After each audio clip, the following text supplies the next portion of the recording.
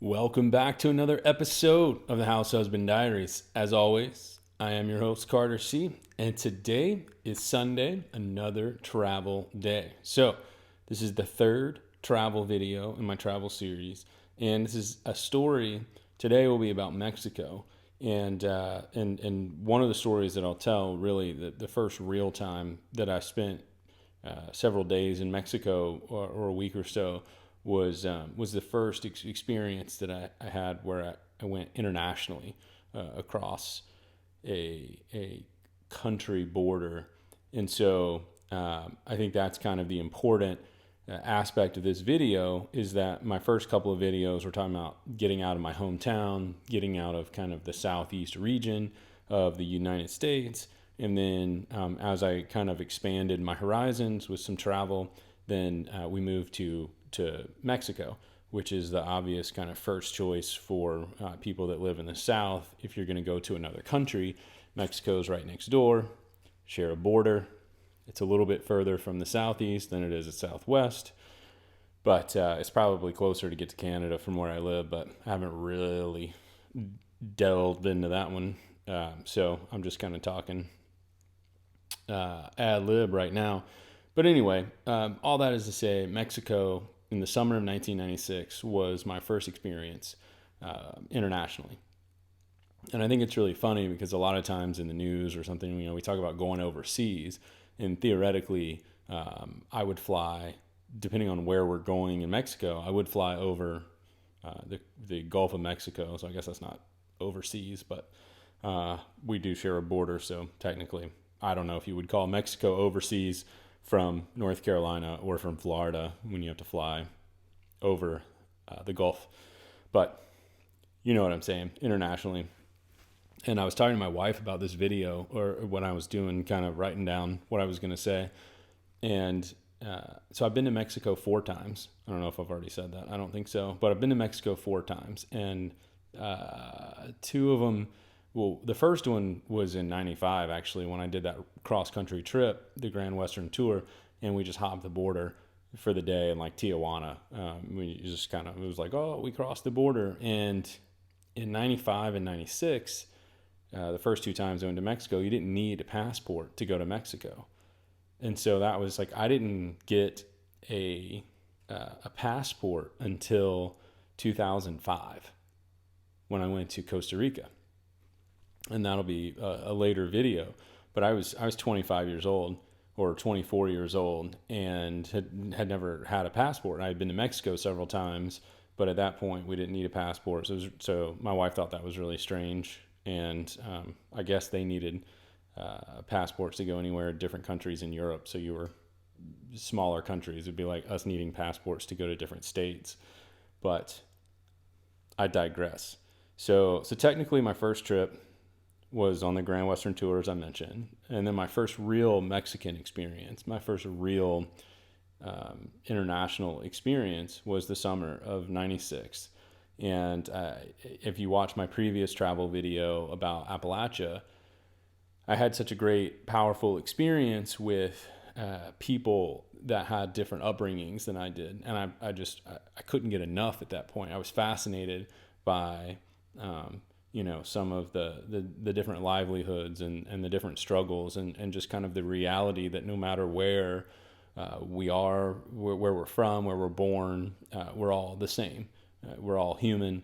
Obviously, there's bigger assholes and smaller assholes and people that aren't assholes, and everybody rubs everybody differently, and some the wrong way and some the right way. And I'm not here to say everything's peachy keen because that's just not true. But regardless of who we are, what people group, how we identify, whatever, we still need food, we still eat, we still sleep, we still put on pants one leg at a time.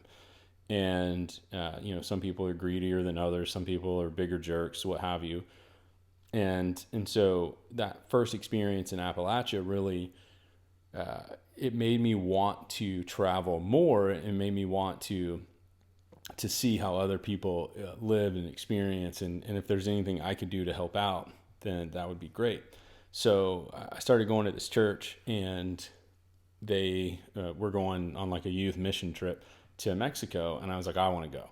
And my parents were doing, what they could to try to afford sending me off to school, and they just said, look, we don't have any money in the budget for to send you. You just want to go hang out with your friends, basically, and we just don't, like, if you want to pay for the trip, for any odd jobs or any allowance or anything I had kept, in the savings account, then by all means, like, you can pay for it.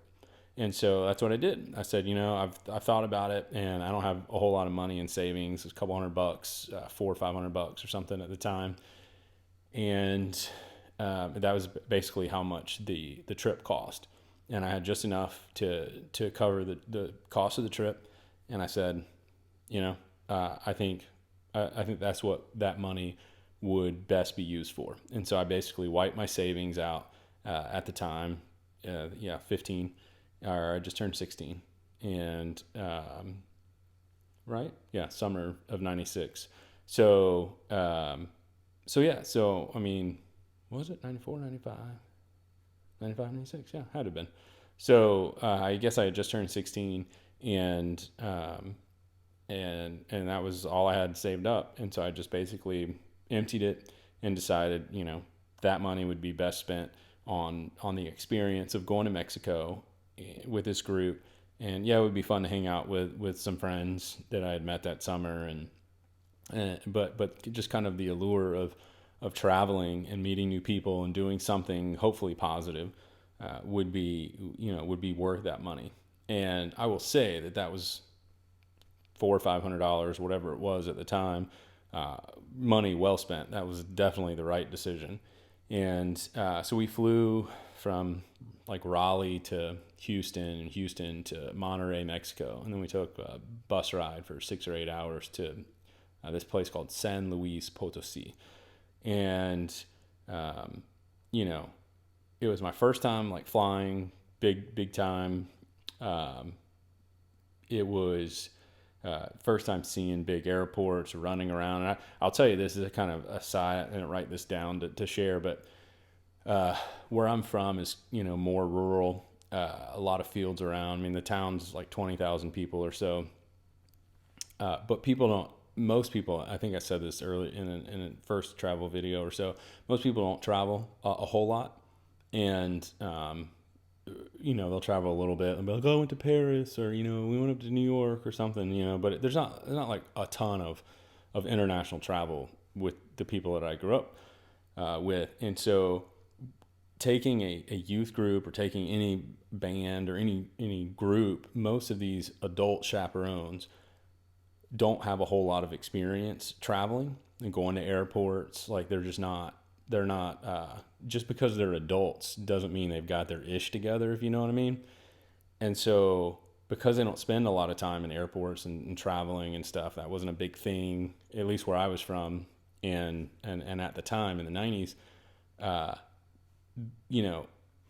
to see a handful of adult chaperones trying to get themselves ready and get up at the crack of dawn to get an early flight. And we stayed at this hotel. And I look back on it now, and it is, it's hilarious. They were super stressed out trying to get themselves and all these kids to the airport and freaking out. And you got to be at the airport 2 hours early, and you got to do this and got to do that. And I don't know if I've just traveled so much now, and my wife has traveled even more than I have. And so we just like, we'll get there when we get there. And I don't know, just, it's a much different experience. I'm definitely more stressed out than she is, but I think back to how crazy of an experience we had trying to get to Mexico with that group of people. I mean, if a lot of them, it was their first time and maybe even their only time leaving the country. And that was just sort of a first step for me into a bunch of other travels. So that was a crazy travel experience. Nobody knew any Spanish. Me and this one other guy, I had taken 1 year of Spanish in high school at that point, my sophomore year. And so I was basically the translator with this other guy. We had a pocket translator, and, until we met the people that were hosting us, it was an interesting time. I did not know a whole lot of Spanish. I don't know a whole lot more now, but I guess I do. I know a fair amount more, but that was interesting. There were no smartphones. There were no international cell phone plans for, Google Maps, GPS. Like, we just didn't know. We didn't know where we were, and so just a very, very different time. So, so what I will say is, not only was that my first international experience, and what I mean by that is not just crossing a border for any length of time, but I mean getting to know the people, their culture, eating their food. It's just my experience. So I'll say this: we went to a little like restaurant, something, and ordered. I was like, okay, I'll have 3 tacos. Well, the tacos were like 5-inch, maybe 4 or 5-inch small corn tortillas, soft, open faced, with ground beef and onions that were sauteed together. And there might have been something else, but that was basically it. And I was like, I ordered tacos. I didn't order like whatever this is. I don't know. This is like a flat, like unfried nachos, and there's no cheese or lettuce, tomato, sour cream. Basically, what I'm saying is, this isn't Taco Bell, so I don't think your Mexican tacos here are authentic.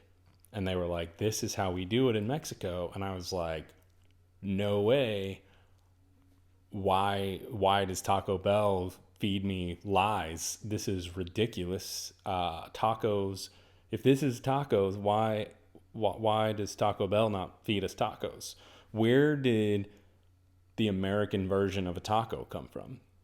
I mean, it's really bad too when you're young and you think you know everything, and then you get somewhere to another country and you think, oh, I've had your food, and yeah, it's been Americanized, and you haven't had their food, and you have no idea what what you're doing, and it shows. So anyway, it was really interesting to eat their food. It was much smaller portions. I guess that's why on the most part, the Mexicans are shorter than the Americans where I'm from, because their food's just the portions are much smaller. So anyway, it was my first experience hitting my head on multiple ceilings and doorways and stuff. I'm only 6'1", but it was a very different experience out in some of these places, because we didn't go to like nice cities and nice places to. I'm not saying San Luis Potosi wasn't nice. We stayed there and went out, but it was definitely a different experience, and not like a mainstream travel experience, is what I would say. And so really, I think what was interesting was when we did some of the service stuff. The service project fell through, so then we just try to make we tried to make the trip worthwhile in some way, and there were these people and they wanted us to go hand out tracts. I'm not a big fan of that. Like, I'll just go ahead and say it. I didn't like it when I was 16. I'm not a big fan of it now. Like, if you're going to help somebody, don't give them a piece of paper that says something religious on it. My opinion. We can agree to disagree or not, but that's just how I feel and what I've experienced. So it was really very odd for me to go somewhere where I don't speak language, hand something out in a language I don't know, and so I don't really know what it's saying. And I didn't like that. I don't believe in that. And anywho, we went out to this little town, dirt roads, and we basically opened up a store and we sold stuff to them for cheap, and then we had a dentist, and he opened up shop and provided some dental care, and these people had some bad teeth, and so he was helping them out. So I felt really good about that. That was really cool that he was able to provide his skill set and do something to help some people out. They had abscess in their teeth and stuff, and he was able to really do some good stuff for a few days. And then because I at least knew my numbers in Spanish and how to kind of get around the store, I helped out with the translation. And it was the first time I'd ever seen, so I thought, all the stuff that I had heard about, the poor people in Mexico, and we're going to go help, and just kind of the whole way that these mission trips are or were, I guess I should say. I don't know how they're kind of sold nowadays, but back then it was like, we're going to go help them. We're going to go, like we have all the answers. And we opened this store and we were selling these goods, flour and sugar and different things at lower prices because they were, we didn't want to just give it to them. So we wanted it to be some sort of, they could buy stuff. Well, I'm doing the translating and stuff, and they're asking how much, and they want, oh, it's this cheap. Okay, well, we'll take more of it and all this stuff. And I'm going, well, how are you going to pay for this? Like everything I'm hearing is that you don't have any money, and that's why we're here, and all this stuff. Well, they whip out $100, like crisp $100 bills. This is 1996, right? I'm like, where are you getting a crisp $100 bill? Listen, I mean, this is before the .coms, like, and everybody started making a ton of money and all that other jazz. So I'm like, whoa, wait a minute. I've seen $100 bill a handful of times in my life. I mean, it's not like we would get money out of the ATM in like $20 bills. And then, back in 96, you could get, it was like Taco Bell was like 59, 79, 99, James Brown, I think was the guy doing that. I mean, it was like, you could get a whole meal for $4 at Taco Bell or McDonald's or anything. And so I'm going, how are these people? What $100 bills? And that's when I kind of first learned about Mexican immigrants coming over and working, or illegal, I guess is now the big deal. And they would come over to the U.S. and they would work whatever, if it was construction or whatever jobs they were working. I don't know. I have no idea. But they would send money home. And that was brand new to me. I hadn't, I'd never seen that. I didn't know that, so I had to learn. I was like, wow, that's where the $100 bills are coming from. So then you just start to put that back in the back of your mind, and as life goes on and as things progress and you learn more about different things, you go, oh, I saw that 25 years ago, and that's interesting. That makes sense. So what I will say to close up that side of the Mexico stories is that I felt like there were a lot of things I was being told as I was growing up, and still now when you look at the news and everything, and they're just not 100% honest, or they're vast sweeping generalizations that don't really hold when you go somewhere and you meet the people. So yeah, maybe there's some jerks over here in this country or in this place, but I bet if you go there and you start to talk to people and you start to interact with people, you'll find those jerks, but you'll also find some really good people that will blow your mind because they're nothing like what you've been told. So then that'll just be kind of my little bit on that to close that. And then my family went back. I don't know if it was later that summer. I think it had to have been but anyway, I didn't write it down like I was thinking about it. And, back then in the 90s, you just had the like throwaway cameras and stuff. So we don't have like time. I don't know. I don't have time stamps. I don't even know if I have any pictures from any of that stuff. But then we went on a cruise, and we went to Playa del Carmen, and we went to the ruins at Tulum. So that was really cool. But at the time, I didn't really care. I was like, there's just a bunch of old rocks, and I'm sure I'm gonna have to read about it in school if I hadn't already, and I don't really care. I just wasn't a big fan. But it was super cool to now go back and be like, oh yeah, I've been there, and okay, I've learned more. I've watched enough shows on the History Channel and Discovery and all that jazz. It's super fun. And then I went back just a couple years ago with my wife and her family, and we did one of those like all-inclusive resorts, which I'm not a big fan of. And but we went scuba diving because my wife likes to do that, her family. And so we went scuba diving. This is crazy. So all of my scuba diving, if you watch the scuba diving video and if you heard me talk about it before, has been what they call giant stride off the back of the boat. So you're on this big boat and you get all hooked up and get the tank on your back, and then you just hold your mask, you hold your weight belt, and you just take a giant stride and fall into the water, and then you pop back up. Well, in Mexico, we did a backflip entry, back roll. holy smokes. So we're on this little wooden boat. It's just me, my wife, and her sister, my sister-in-law. And there's just three of us and a dive guide. So there's only four of us on the boat that are going diving, and then there's a boat driver. So five of us on the boat, and we're in the waves, and me and my wife are on one side of the boat, and the dive guide and my sister-in-law are on the other side of the boat. And he's like, everybody ready? And this is, I don't know, I've been diving, I've been on 15 or 20 dives at this point, maybe, not many. I've never done a back roll entry. I'm a little bit wigged out, and it's also a current dive down there. They like you go in and the current just takes you. And I never done that before. So I roll off the back. It was ready, everybody go. Okay, roll. So we roll, and oh my gosh. Roll over, everything's fine. I pop up, my wife pops up. She's like, I lost my fin.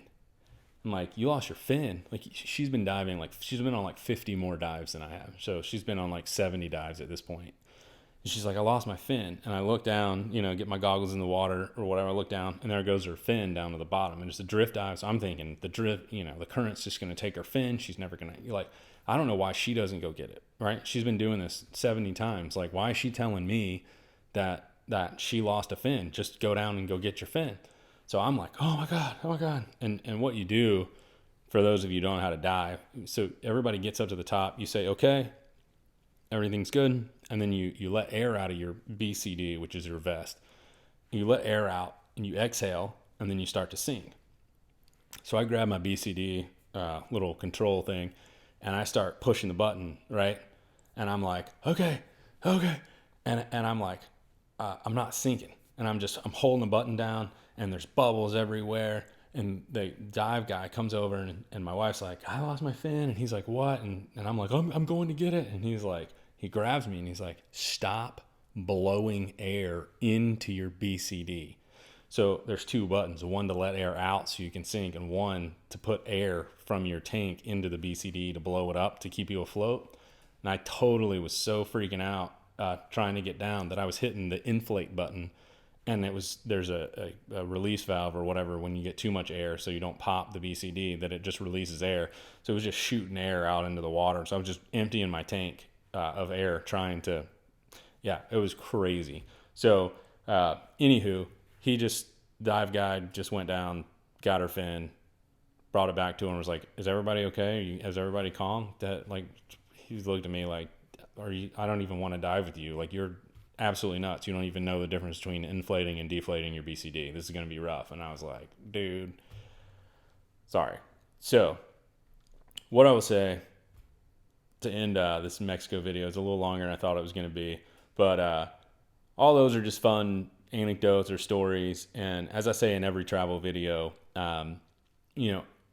getting outside your town, your borders, it's just a good experience. And if you're not a traveler, my parents aren't travelers, and my sister doesn't do a whole lot of traveling, but she likes to. And so I came from kind of a core family that doesn't do a lot of traveling, and that's fine. Teach their own. Everybody has their own, things that they enjoy, hobbies, what have you.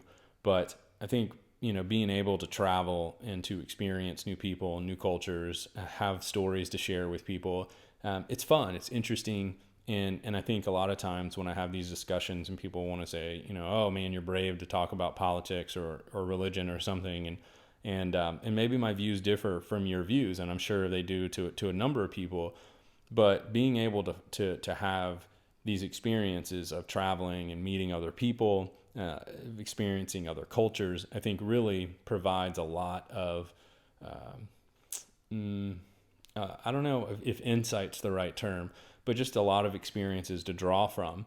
And when you're looking at how best to live a life or to share with people. And so that's, all kind of goes into why I started the House Husband Diaries, is there's a lot of experiences that I've had, a lot of travels, a lot of conversations, a lot of funny stories that I'd like to share.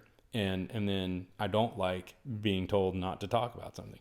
So that's why I talk about all of this. But I hope that this provides kind of a broader scope or picture of some of my experiences and where I come from, and that you're not just watching the Forrest Fenn videos, or you're not just watching the political videos and then jumping to conclusions or making these leaps that, oh, well, those views come out of ignorance, or those views come out of this. It's like, here's I'm sharing a story, right? A diary.